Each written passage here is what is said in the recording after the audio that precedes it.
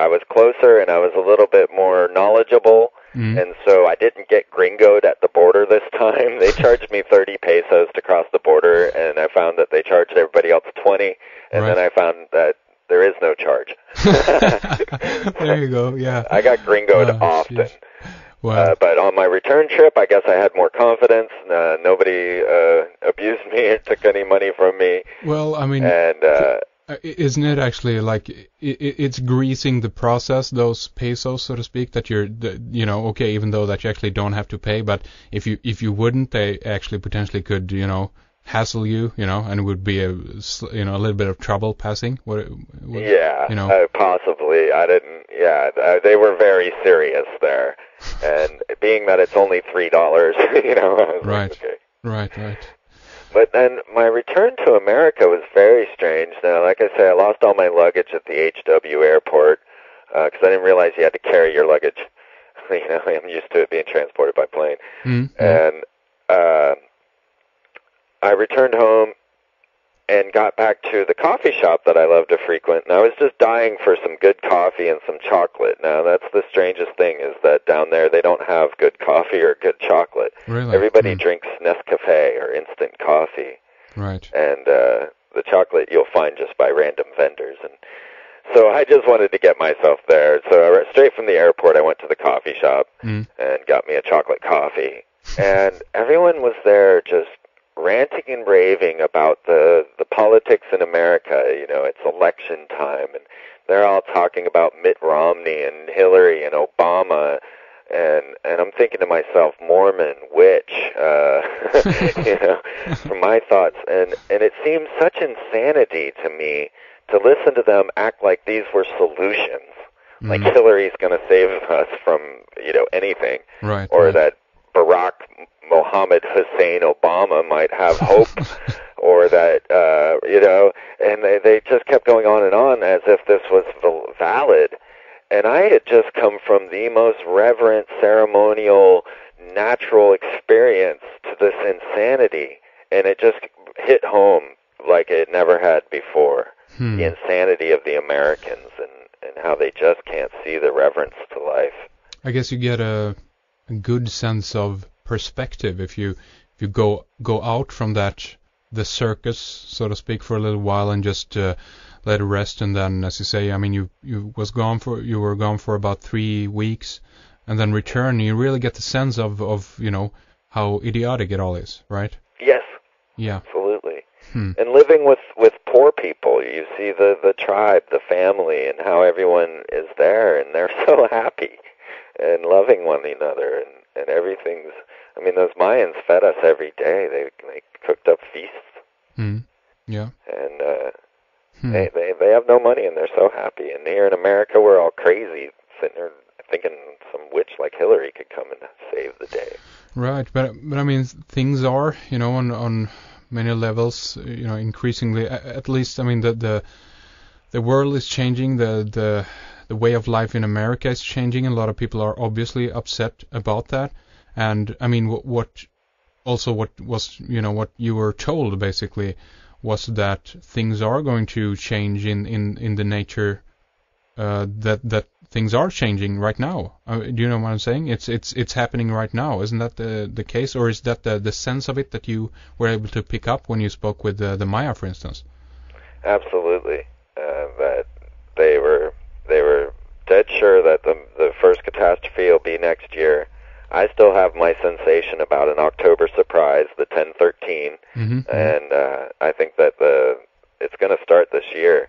I believe that all of these hidden political mechanizations are really to cover up the fact that there is a major catastrophe coming. And so to set the stage, they always, these sorcerers that rule our planet always want to set the stage beforehand.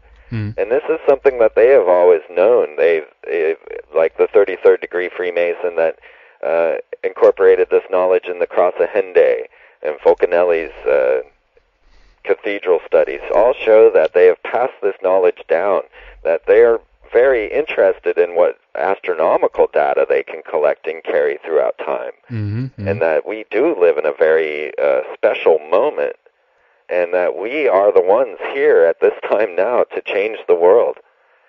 And that there are these major catastrophes, but what life keeps showing me through these miraculous events is that we can change things, and we can soften the blow, that the catastrophes are still going to occur, but we can soften the blow not through any material means, but through our own mystical powers. Mm-hmm. And so the Mayans, of course, said that we could heal the ozone with these ceremonial fires, and we could soften this blow if we all return to our sacred nature. Right. So these catastrophes, were they? I mean, in regards to 2012 and the Maya prophecy of renewal or ending of one cycle and the beginning of a new, I guess, did they connect these events, in 2009 in any way with the end date of the Mayan calendar? Did you hear anything about that? I tried to, and I am still translating the tapes. I can't wait to translate. I asked them about extraterrestrials as well. Really? I don't know what they told me. So how are you translating? Are you getting help from someone who knows Spanish, or I'm trying to get help. I just now, like I said, got my computer back, so now I'm starting to work on it. Right. I've translated a little bit of it, and some people were translating during the event, so I have some of it. So they were talking a lot about how there were false prophets, and that many that are saying they're spiritual guides are not, and that there is definitely the catastrophe. I did not get any reasons from them, like they didn't speak about a Planet X or anything of that nature. Sure. They just were certain that they were going to be living in the caves, and that all of this area was going to be underwater. Really? And most of the world will be lost, and most of the people will be lost. And okay, you didn't say that, you didn't get any clear message that, the reasons why this happens, in that sense. It's just, geological upheaval, or is even war connected with this? Anything like that? Yeah, mostly geological, mostly like the Earth purification. Right. I personally do expect World War III to begin here real soon. But they mostly were just speaking, the ancestors had a vision, and that now was the time to gather, and that the prophecies were clear, that the world is going to go into catastrophe. Those that decode the mystery will survive, and they will be living in caves and then come back to start all over again. Let me ask you this, because I've been thinking about this myself a lot. What if nothing happens and the way of life as we see it right now actually just kind of continues? I guess that things, could get slowly worse or something like that, it's like a nightmare scenario, but whatever. Let's say that actually nothing happens. How do you feel about that fact? Yeah, people have been asking me for a decade now, Freeman, what if the world doesn't end? Right. Because I've been on the end of the world trip for a long time. Sure. To me, it's inevitable that for one, the sorcerers in charge are collapsing everything. Of course, the American market's going to just crash. That's obvious.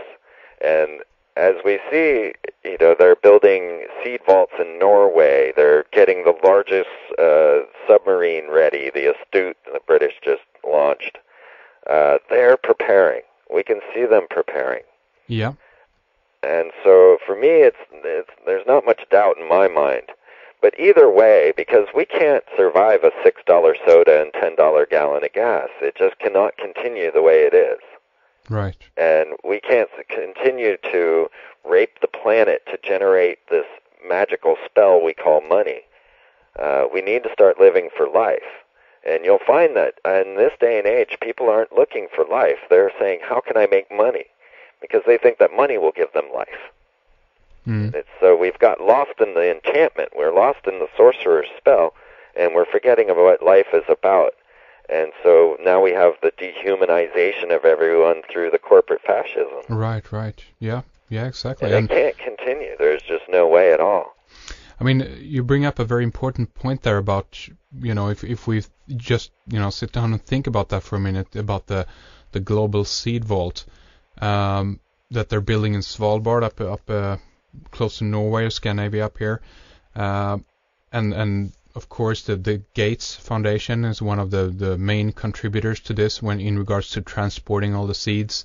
The Norwegian and Swedish and Danish and Icelandic government has been paying a lot for the construction of the thing. And the important thing to ask here, of course, is why is this happening, and why is this happening at this point? And also, of course, to think about the fact that even though that this might not mean that they know that something is going to happen, it still reflects a mentality of uncertainty, wouldn't you say? Yes. And all my studies show that their coding throughout their mystery schools has given them this data, and that they have known for many, many years, if not decades or centuries, that there is this major change. Right. That's the one thing when you study ancient astronaut research is that history goes much further back, and so they've already gone through this cycle before. Mm-hmm. We're at the peak of the end of the great year, and we can see the sun is changing, the Earth vibration is changing, all the planets in the solar system are heating. I mean, people talk about global warming, but it's the entire solar system that's heating up, not just Earth. Yeah. That's correct. So we are in the midst of this cycle, this end of the great year and the beginning of the new, and this is absolutely what these magicians have always been interested in. Yeah. And, we have one other factor here that connects with this in a very interesting way in regards to that. If we talk about the global seed vault again, and the idea that, okay, they're creating crop diversity or seed diversity up there in order to keep for the future, whatever. But if we think about what's going on with the genetic manipulation of seeds and all the kind of the Monsanto. Well, Monsanto, obviously, but also the monocultures is going in, meaning that there is no genetic diversity in the seeds anymore. I mean, right. On some level, it's like we are, well, maybe not we then, but these big corporations are also setting up the right conditions for a global catastrophe. Let's say that something, geologically actually happens and a lot of crops is wiped out or something in that nature happens. Then we're in a situation where we don't have, very good, diverse and resilient seeds. So we're kind of, if you follow my train of thought here, we're setting up our own demise, basically, wouldn't you say? Absolutely. Back in the olden days, it was always the food that allowed the cities to hold off their attackers. And this was the last thing the emperor needed to control in order to have complete control of the people. Yeah. Because as long as they had food, they could fight off the opposing force. Yeah. But now they've set up the Terminator seed, and they've eliminated that. And me personally, I have been caught in a couple of weather modification experiments on the Rainbow Tribe, right, where they hit us with a blizzard and 85-degree weather. Okay. So I've seen their powers firsthand. And that again implies that even the illusion, as it were, possibly then of global warming is also something that is being creating. I mean, what I'm getting at is that the conditions for all of these Earth-changing events could actually potentially be artificial, so to speak. They might be man-made, if you follow my train of thought. They even, absolutely. Even down to the idea of earthquakes being created with, radar, HARP technology, upset the tectonic plates. Who know what the heck, how far the technology is these days, Yeah, absolutely. And what they do is they program us with the script. And so books like Left Behind and all of this are being projected into the consciousness. And with the technology of HARP, with the chemtrails, and with holographic technology and use of things like the neurophone that can transmit messages straight to your body, right. They could absolutely have God come out of the sky and speak to you in many languages. Of course. And, can we be so